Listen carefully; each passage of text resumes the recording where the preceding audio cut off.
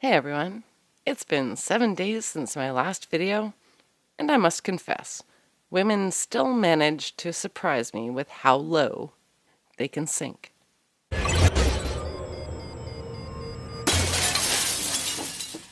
Welcome back to another episode of Legal Nightmares R Us. Settle in, get cozy, and find your mental safe space because, in a moment, I'm going to throw some information at you that you will probably have trouble believing. And yet I will prove to you that it's true. For those just joining in, I've been covering the Gomeshi trial. I'll put a link to the playlist below for those of you unfamiliar with the case. It's a cunning array of media stunts, or a stunning array of women caught lying under oath. And today I'm going to focus on witness number 3. This anonymous complainant, known in the Gomeshi decision as SD, was discovered to have exchanged over 5,000 messages with co-complainant Lucy Ducater, in which they shared information about their police statements and laughed about how they were enjoying the destruction of Mr. Gomeshi's life. SD admitted in court that she had willfully misled police and the courts with her statements made under oath. Many Canadians feel that SD, along with Lucy Ducater, should be charged with perjury, but that is unlikely to happen. Now, one of the benefits of making anonymous accusations is that it prevents the public from being able to investigate and potentially uncover evidence that would compromise your bullshit story. It also prevents people, I'm not normal people, from being able to find out how many other men you've accused of sexual assault. Given the rhetoric that it's incredibly stressful and terrifying to come forward as a sexual assault victim, you'd think that a woman could only handle making one allegation at a time. If I told you witness number 3, SD, was, during the Gomeshi fiasco, simultaneously accusing another man of sex crimes in the media, you'd probably think it was impossible. And yet, it's true. SD was a dancer who met Gomeshi during a dance festival performance in a park, July 15th to 20th, 2003. She claims she was nervous about coming forward because her brother is a musician in the same circles as Mr. Gomeshi, and she didn't want to harm his career. It's not hard to figure out who she is from that information.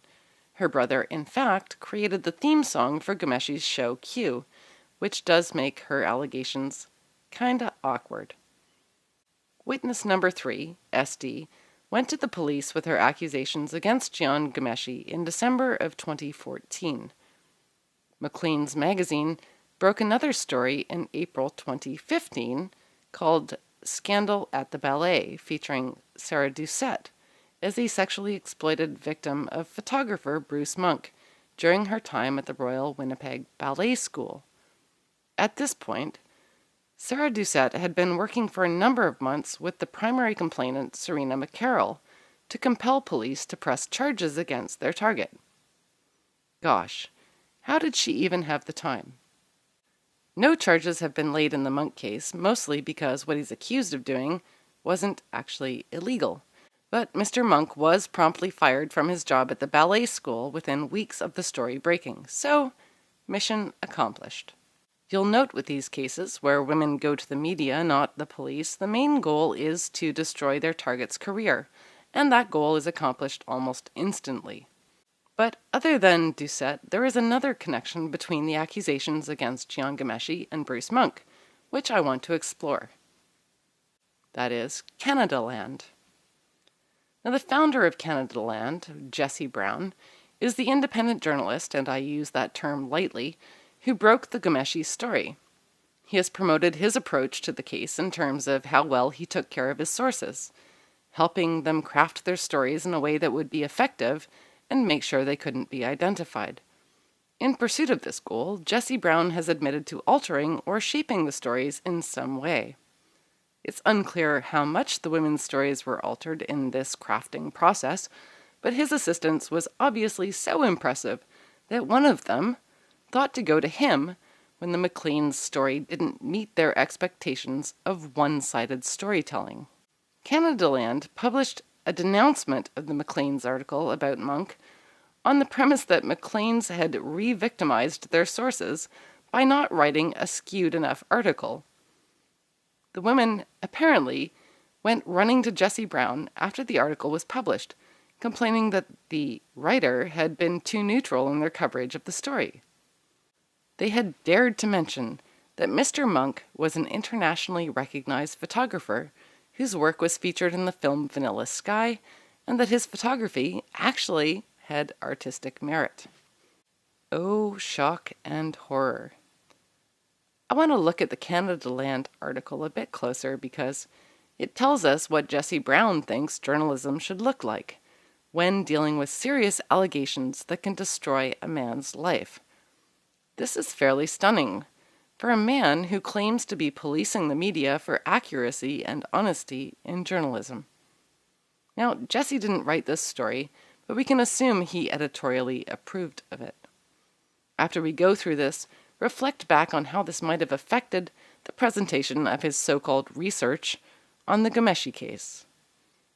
For a quick bit of history, Bruce Monk was accused of talking young women out of their clothing during photoshoots. He was a professional photographer of significant acclaim, known for the artistic merit of his ballet photos, and the girls were quite pleased when he offered to take photos for their portfolios. According to his accusers, they sometimes found themselves missing clothing at the end of the shoot. They don't know how it happened, but they were embarrassed about it later, and that's the basic gist of the story. They want answers as to how young women who spent grueling years perfecting their bodies for public display could end up having photos taken of their bodies. Jesse Brown says these women, like the so-called Gomeshi victims, were, quote, groomed by their assailants. The word groomed comes up many times in the Gomeshi accusations, and we find it employed again here. A little moment of translation is required. Groomed is a dishonest word for consent. These women agreed to attend photo shoots, agreed to take their clothes off, and didn't know quite how to explain it later, so they called it grooming of the vulnerable. Gomeshi's accusers consented to going on dates, pursued further romantic contact with him, and afterwards couldn't explain why, so they say he handpicked and groomed them to keep his terrible secrets. Basically, the women did shit they were embarrassed about and want their consent to be ignored. They were groomed. Whenever you see this word, recognize it for what it is. The women consented. Groomed means consent. Maybe, in our enlightened future, women will be deemed capable of actually giving consent. But not in the world of white knight, protector of all women, Jesse Brown. The Canada Land article erroneously states right from the beginning, he, the Maclean's writer, takes 29 paragraphs to clarify that my arms were across my chest the entire time, that I was fully covering myself. Why do that? In terms of slippery journalistic integrity, they are merely quoting from an email they received. That the Maclean's article only spends 3 sentences in 1 paragraph on the topic doesn't prevent Canada Land from reporting that 29 paragraphs were spent on it because they are factually quoting an email, which happens to be factually wrong. Why do that, indeed? To be fair, the original Maclean's article appears to have been altered since publication, without any notation as to what was changed. The current publication date shows as April 18th, but a follow-up article announcing Bruce Monk was fired as a result of the original report shows a publication date of April 16th. It's unlikely the result of the article happened 2 days before the article itself. Nevertheless, the current article is 68 paragraphs long, and I don't think they cut 28 paragraphs out of the original without a single notation.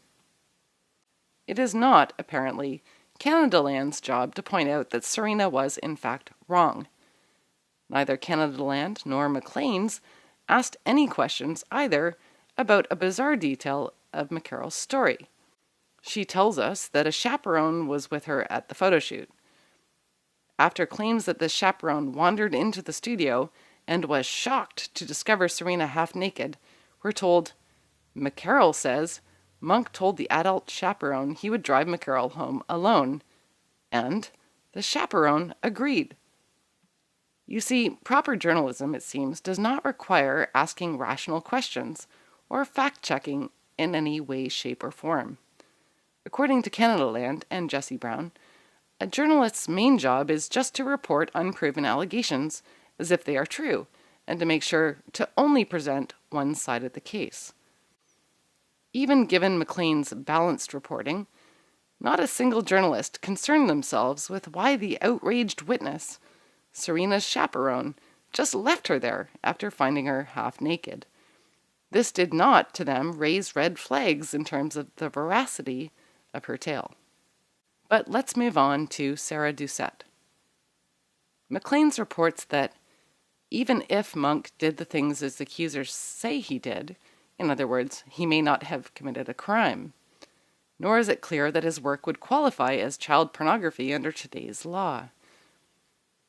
So Maclean's is knowingly granting anonymity to accusers, destroying a man's life over something they acknowledge isn't actually a crime. But Sarah Doucette to the rescue. Sarah Doucette, a 43-year-old Toronto woman, who's one of the 5 former RWBS students cooperating with the Winnipeg police, has begun contacting the women she recognizes to inquire whether they are aware that intimate images of their bodies are available for public consumption online.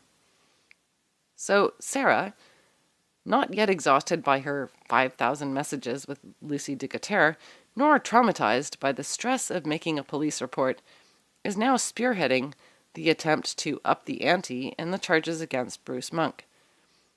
Having someone who demonstrably lied under oath organizing the attack on another man should give people a big red light. How many messages did she share with McCarroll? Not to take away from the immense amount of work Serena McCarroll did to get the ball rolling here. But keep in mind that McCarroll also claims to suffer from a bizarre disorder known as proprioception, which interferes with sensory perception of body parts and movement of those body parts. Hard to figure out how someone with that disorder got into a renowned ballet school. Yet, aside from believing Bruce Monk assaulted her with his camera's photographic capabilities, McCarroll also believes she has a disorder which would have prevented her from actually being in the school in the first place. Unsurprisingly, McCarroll has realized that when she describes her so-called invisible problem to people in detail, they think she's a bit nuts. So instead, she just tells doctors she has insomnia to get the drugs she thinks she needs. But don't let that interfere with your concerns for whether or not these women are reliable witnesses. Sarah Doucette has rounded up multiple accusers, and you know what that means. Or maybe we don't. We can't know that because she's fucking anonymous. So how many actual accusers did Gomeshi have? We've only got 6 distinct accounts. One of them is psychopath @BigEarsTeddy. One is a proven liar, Lucy Ducater. One is proven liar, SD. Another is proven liar, LR. One is going to become a proven liar in the upcoming June trial, she who must not be named, Rabid Unicorn of CBC. Another CBC employee who followed Gomeshi to Toronto from Quebec, desperate to be on his show. And the final one is Reva Seth, who was high on pot at the time and thus might not actually have remembered why Gomeshi thought she wanted sex. Jesse Brown is helping to run an allegation tracker site of all the Gomeshi accusers, but when you look at it, the first accuser is a chick who says she heard stuff and they had a gossip circle meeting about him. This is not an allegation, this is hearsay, yet it's reported as an assault. The next is a guy from York University who, if told as part of an LGBT issue, Gomeshi is bisexual, would actually sound like the type of homophobic response which plagues the lives of gay men. Read through that list, discounting things that A, aren't actually sexual assault, B, aren't any other kind of crime, C, are anonymous people who might be repeated sources, D, copycat stories which sound exactly like what they already heard in the media. You'll end up with, like me, 6 accusers we can be sure exist. Only one of them credible, but unfortunately, she was high at the time.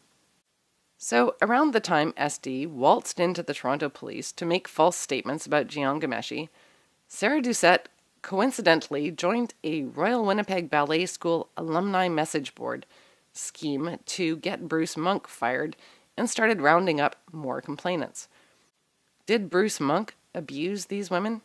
His primary accuser, Serena McCarroll, is also a photographer, and the photos Maclean's published in their follow-up article bear no resemblance to Bruce Monk photos. Also, most of Bruce Monk's accusers hail from the same locations as Gomeshi's. How can we know whether or not these anonymous accusers are the exact same women in both the Gomeshi and Monk cases? Well, we can't, because they're anonymous. But we can be sure that one of them is the same. And what were the chances of that? It's time to end anonymity for accusers. Justice must be done, and justice must be seen to be done. Anonymity does not serve the public good. So here's my advice. Don't listen to Jesse Brown. Don't believe anonymous accusers. Don't convict people without a fair trial. And to men, protect yourselves because nobody else will. Always be recording, and don't hit delete just because 10 years have passed.